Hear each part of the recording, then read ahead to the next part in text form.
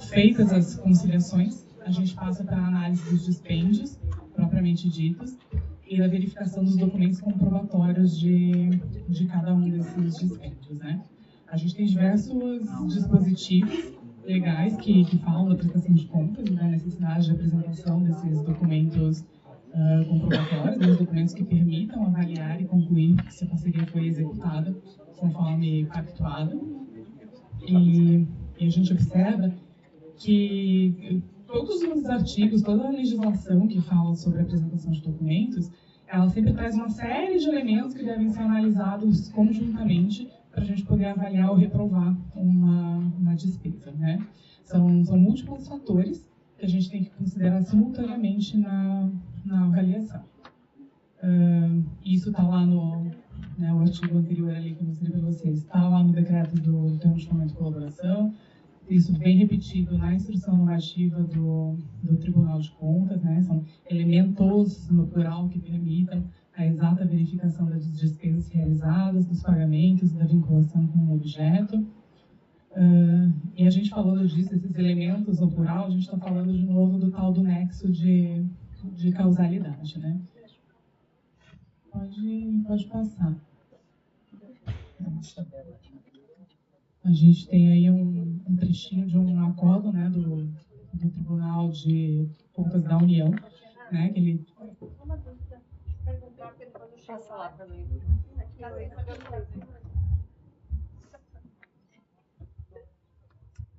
Você apresentou ali a Instrução Normativa 33/2024, mas considerando que nós vamos analisar as prestações de contas anteriores a essa data, vamos utilizar o quê? 14 de 2012? Sim. A gente vai tentar focar principalmente nos nossos decretos, né, no 1196 e no 127. Agora, tem algumas exigências que a Instrução Normativa do Tribunal 14 já fazia e que a 33 repete, né, e que daí a gente vai ter que cobrar, porque se eventualmente um desses processos for parar no tribunal, o tribunal vai cobrar esses elementos, né? Então não adianta a gente fechar os olhos para as instruções normativas do tribunal e vir a ter problemas mais para frente, né?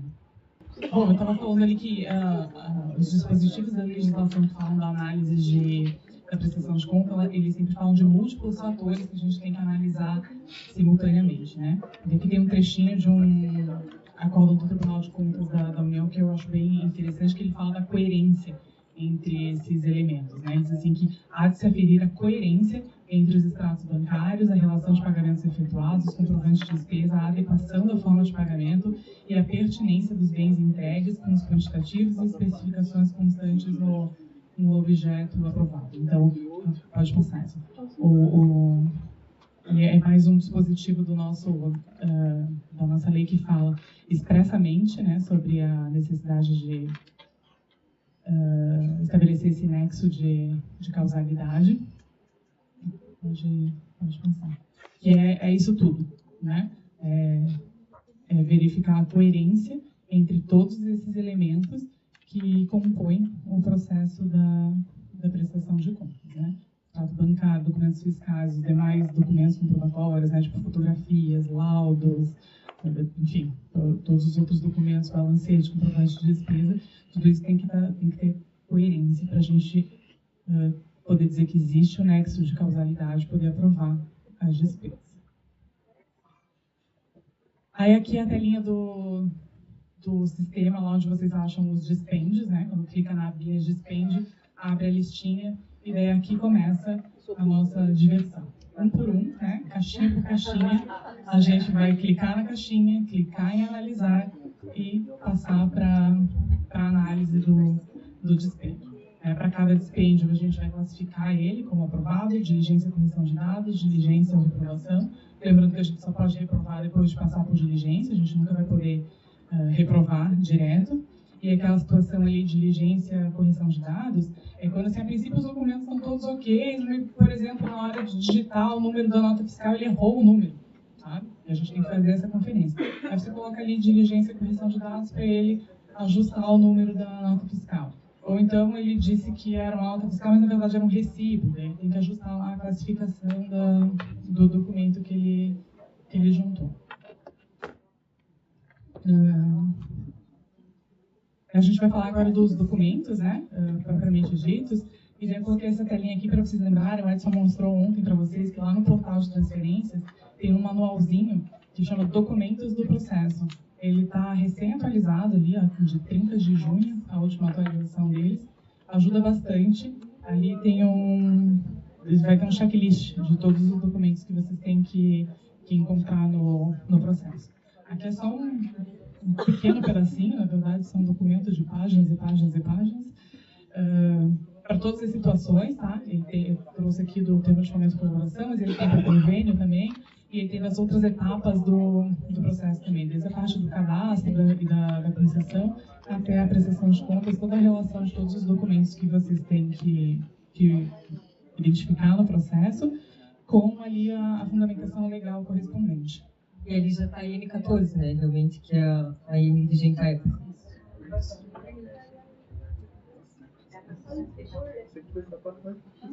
Agora a gente então vai passar a relacionar os documentos propriamente ditos, né? Ali o primeiro documento que tem que constar nas prestações de contas é um relatório parcial de execução do objeto nas prestações de contas parciais, né? Ele é elaborado pela organização social, vem assinado pelo dirigente, a responsabilidade pela elaboração do dirigente. Ele tem que relatar todas as atividades e projetos que já foram desenvolvidos, fazer o comparativo com as metas e os resultados esperados. Daí aqui já começa aquela dificuldade que as metas não são muito bem descritas, nem quantitativa nem qualitativamente.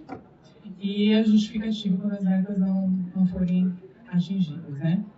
O decreto 127 não tem previsão específica, assim, de ter que vir um documento, um relatório, mas a IN do tribunal exige. Então, o ideal é que mesmo em caso de convênio, esse documento esteja presente no processo. Pode passar, aqui é só um artigo da IN que prevê essa na verdade, é que aqui ele fala, o relatório sobre execução física e o cumprimento do objeto do repasse ou sua etapa, né? E aqui ou sua etapa, a gente entende que nas prestações de contas parciais, né? Na medida que ele for apresentar a prestação de contas, ele já tem que ir apresentando esses relatórios parciais da execução do objeto. Depois, a legislação prevê que eles têm que apresentar o balancete, né? A Larissa já falou sobre isso. O balancete é um documento emitido pelo CIGEF. Lá no CIGEF Web, né, na funcionalidade de imprimir balancete de prestação de contas, e a gente não tem acesso a essa funcionalidade. Só quem tem acesso a essa funcionalidade são os beneficiários. A legislação exige que esse documento venha assinado pelo representante da entidade, e a IN do tribunal exige adicionalmente que tenha a assinatura do tesoureiro, que é o contador responsável pela contabilidade do órgão. Que a gente tem que vir assinadinho, assim, né? Se não vem assinado, você tem que fazer diligência, não dá assinar o documento. Vocês vão pegar balancetes antigos, que não vai ser assinatura digital, né? Que vai ser um documento assim, que eles assinaram na mão, digitalizaram e colocaram no processo, e está tudo bem. Pode passar. Com relação a bens permanentes que eventualmente sejam adquiridos, eles têm que apresentar a relação desses bens permanentes adquiridos, produzidos ou transformados. Bens permanentes transformados, eu acho muito interessante o exemplo dos bombeiros, né? Eles têm muito convênio com bombeiros voluntários, que eles compram caminhões e fazem a adaptação para transformar em caminhão de bombeiro, né? No caso de um bem permanente transformado. Tem que indicar a localização, onde está esse bem, e apresentar fotografias dos bens. E aqui, apesar de não estar relacionado nos documentos da prestação de contas, é obrigação deles, quando tem aquisição de equipamentos e materiais permanentes, que haja a identificação desses bens com o número do instrumento e a menção de ter participação do Estado na execução da parceria.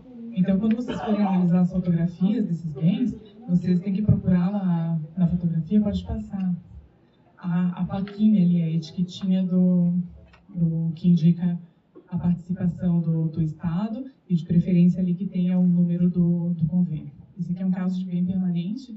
E no caso de obra, tem a placa da obra, né? Sempre tem que verificar se tem na placa da obra constou que teve recurso do Estado ali na obra. Os documentos comprobatórios originais da despesa realizada, que a gente está falando principalmente dos documentos fiscais ou recibos, as guias de recolhimentos dos encargos, faturas duplicadas, faturas no caso de conta de água, de luz, as outras que estão previstas lá, e os documentos bancários. E daí agora a gente vai falar um pouquinho sobre as exigências dos documentos fiscais, né? O decreto de termo de fomento e colaboração prevê que o documento fiscal tem que ter a data da emissão, o nome e o endereço do destinatário, o número do registro do CNPJ. Depois a gente vai ver que o decreto de convênio tem exigências muito parecidas. No finalzinho eu coloco o artigo para vocês. A nota fiscal tem que ter a descrição precisa do objeto da despesa, com a quantidade, a marca, tipo, modelo, quantidade e demais elementos que permitam a sua perfeita identificação, não sendo admitidas descrições genéricas. Quando a descrição estiver muito genérica, vocês podem solicitar que seja feita a carta de correção. O valor unitário e total de cada mercadoria ou serviço contratado. Deixa eu passar.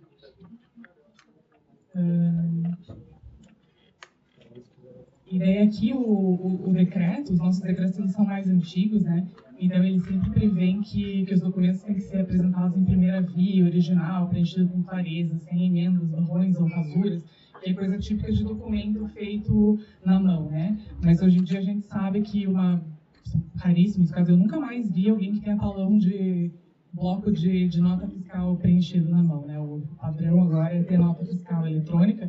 E tá tudo bem, a gente aceita a nota fiscal eletrônica, né? No caso de nota fiscal eletrônica, a gente não vai exigir que seja primeira via, porque a gente sempre vai poder conferir a validade dela, né?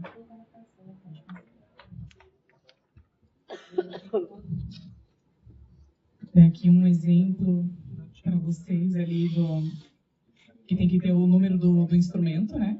Então, aqui a gente tem exemplo de como é que pode constar. Eles podem pedir, eles são obrigados a pedir que conste o número do instrumento, e daí vai ter diversas formas de apresentar. Às vezes vem ali no outras informações, né? Nesse campo de outras informações vem o número do convênio, e às vezes vem ali na própria discriminação do serviço, eles colocam o número do convênio.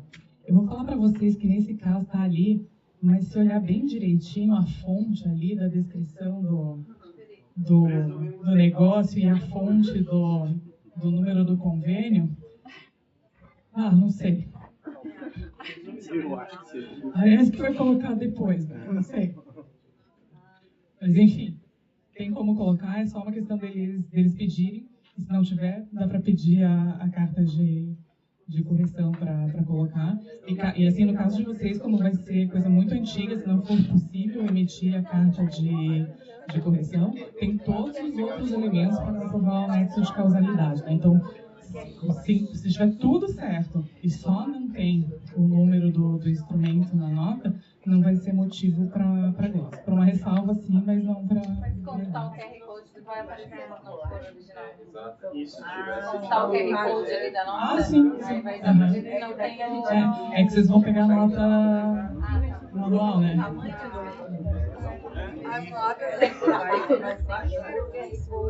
época da academia não tinha isso.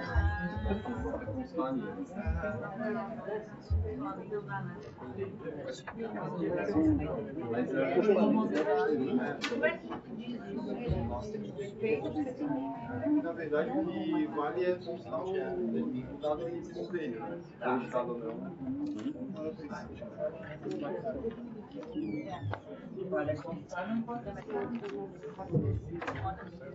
E seguindo aqui, né, outra exigência com relação às notas fiscais é que no momento de juntar elas no processo, o beneficiário tem que colocar lá uma declaração do responsável da entidade, certificando que o material foi recebido, que o serviço foi prestado. E aqui ainda com relação à discriminação adequada dos bens ou serviços, quando eles não tiverem adequadamente preenchidos na nota, o emitente deverá fornecer um termo complementando essas informações. Então, a gente pode abrir uma diligência e solicitar que venha esse complemento das informações.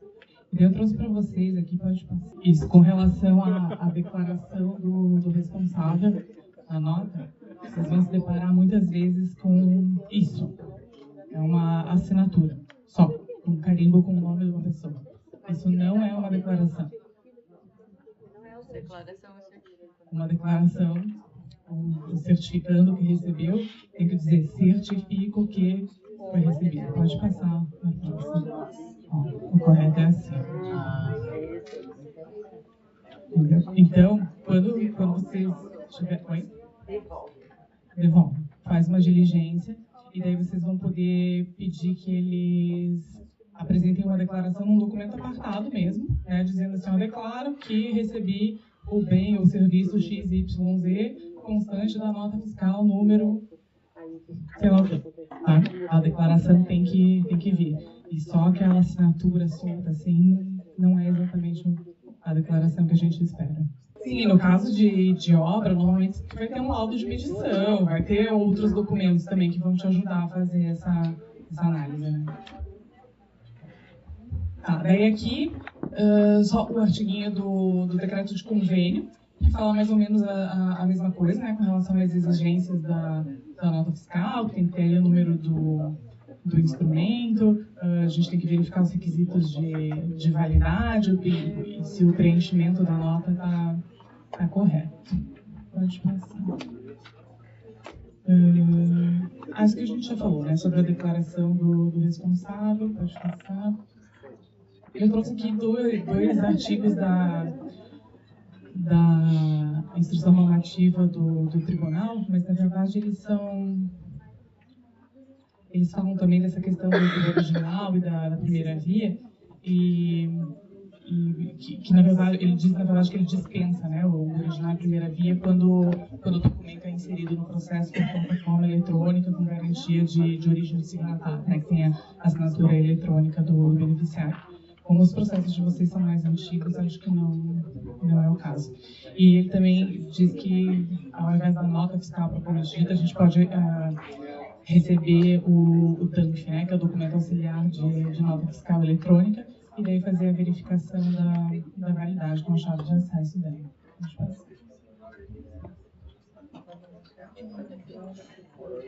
Bom, aqui daí eu vou mostrar para vocês as telinhas do sistema ali, onde da integração, né, que o CGF ele tem essa integração com o SAT para fazer a verificação da validade das notas fiscais, mas só as aqui do estado, né?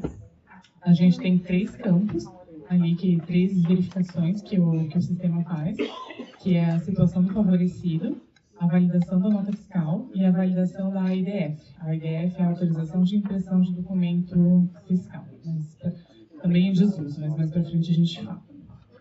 Pode passar. Nesse primeiro campo ali de situação do favorecido, esses campos são todos não editáveis, tá? Eles vêm da integração e vocês não conseguem mexer no que está escrito ali, ele vem automaticamente, né? E aqui nesse primeiro campo de situação do favorecido vai ser informado se a empresa que emitiu o documento fiscal está ativa ou não. E tem 3 tipos de mensagem que vocês podem ver ali, que é a empresa ativa na data do pagamento, é a situação ideal, desejada, que a gente quer encontrar em todas as notas para não ter problema nenhum com ninguém. Ou empresa inativa na data do pagamento ou sem exigências de inscrição em Santa Catarina. Então vai ser a empresa, ou ela tem exigência de inscrição e está inativa, ou ela é uma empresa que tem inscrição em outro estado ou em município, né? Quando só tem a obrigatoriedade de recolhimento do imposto sobre serviço, né? O ISS municipal, ela não vai ter esse cadastro aqui no estado. Ou também pode ter a mensagem ali que a verificação da empresa está indisponível no momento, que significa que a integração não está funcionando, e daí vocês vão ter que usar de outros meios para verificar a validade dessa nota. Deixa eu botar uma coisa. Edson, sabe se essa integração, essa verificação de validade, ela é feita em tempo real, ali no momento que está sendo feita a consulta, ou é lá quando foi cadastrado a nota? Quando vem para o CIGEF a nota, né? Aí ele é verificado a data e o CNPJ. Ele do CIEP UR e vai para o CIEP. Pode passar.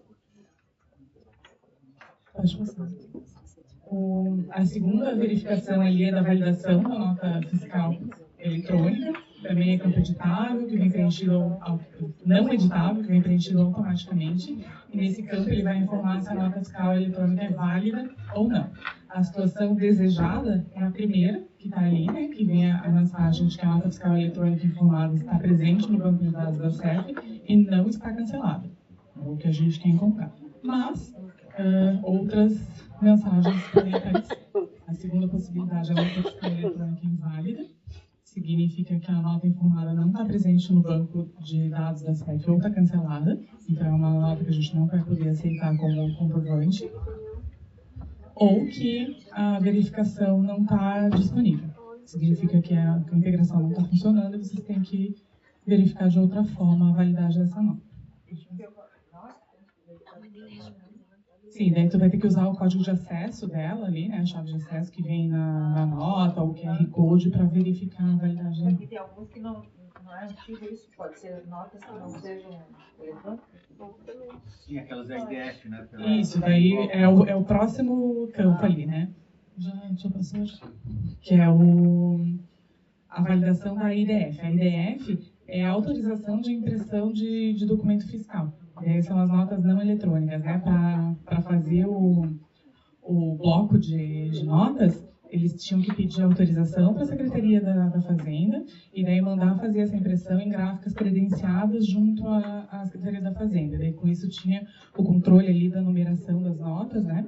E daí o sistema verifica se essa nota dessa empresa teve a impressão autorizada pela Secretaria da Fazenda.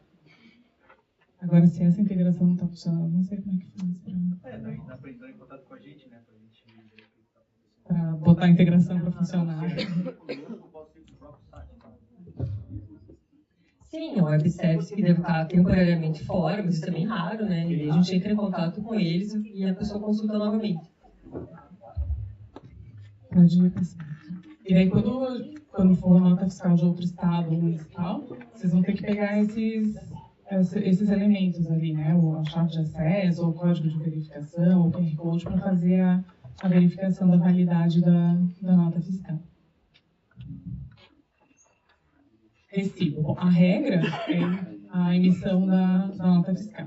Agora, eventualmente, né, se a gente estiver tratando de um fornecedor que não seja obrigado a emitir documento fiscal, a gente pode aceitar um recibo. Agora, o recibo ele tem requisitos mínimos, né? Ele tem que ter ali, que são muito semelhantes aos requisitos da nota fiscal, né? Ele tem que ter a descrição específica dos serviços prestados, nome, endereço, número do documento, CPF, CNPJ, valor unitário, valor total, enfim, todos os elementos que a gente busca numa nota fiscal, a gente tem que verificar no recibo também.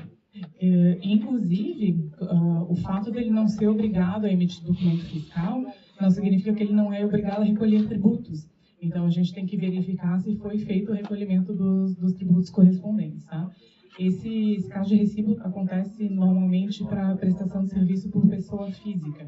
Hoje em dia não acontece muito, porque depois que criaram o MEI, né, o microempreendedor individual, todo mundo tem nota fiscal. Mas como vocês vão mexer com processos mais antigos, é bem provável que vocês encontrem esses recibos.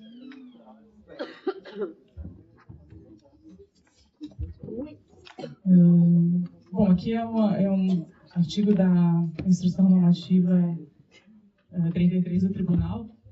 Vocês nem vão aplicar, mas eu achei interessante que a Instrução Normativa trouxe essa novidade, né, de aceitar recibo emitido por plataforma eletrônica.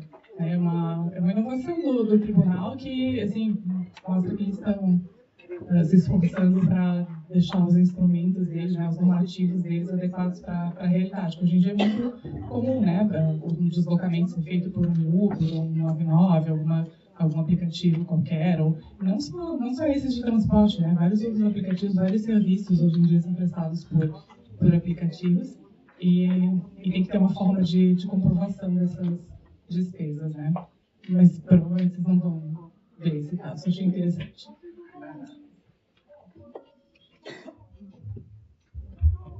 O Lerite é velho, né? Esse aí denuncia a idade de quem escreveu o decreto.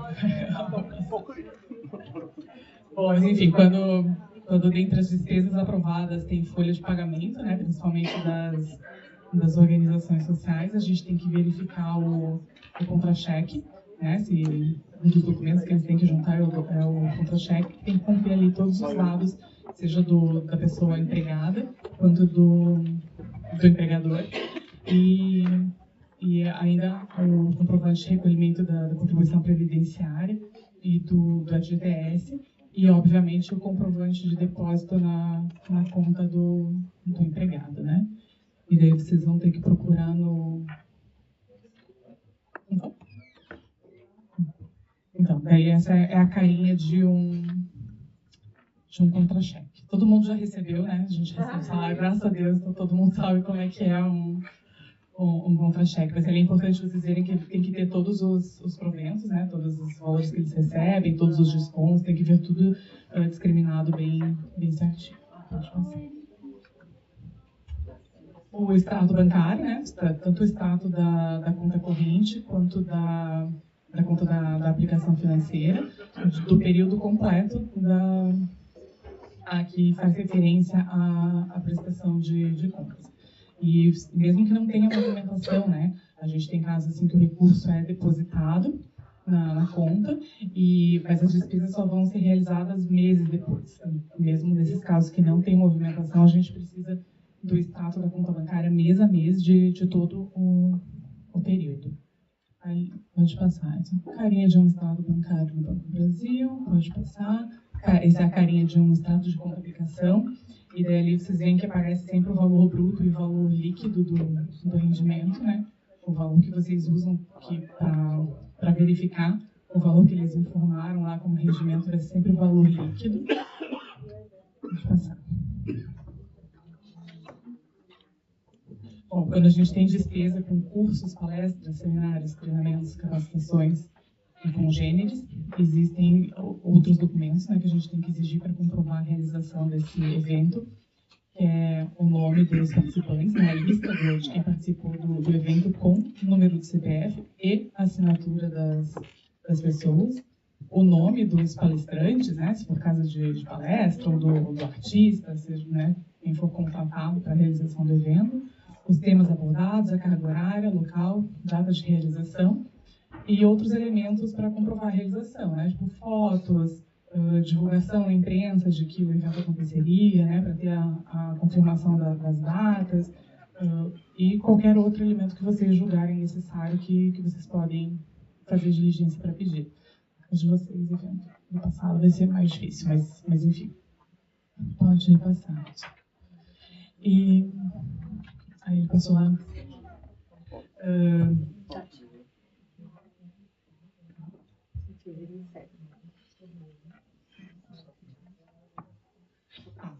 Mais essa, e daí a gente encerra, já são quase 6h30 e a gente continua, tá?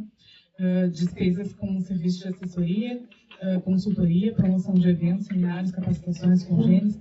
Aqui vocês verificam que, além da assessoria e assistências, consultorias, a gente está repetindo aqui a questão de capacitação de eventos, congêneres, que a gente já tinha falado antes, porque os documentos anteriores, eles comprovam a realização do evento. E os outros documentos que a gente está pedindo aqui, eles dizem respeito ao pagamento dos profissionais contratados, né? Então, a gente vai precisar ali do detalhamento das áreas técnicas dos profissionais envolvidos, um palestrante, por exemplo, a qualificação desse profissional para justificar a escolha desse profissional, data, quantidade e número de horas trabalhadas, custo unitário e custo total, para a contratação por hora, e as justificativas dessa contratação.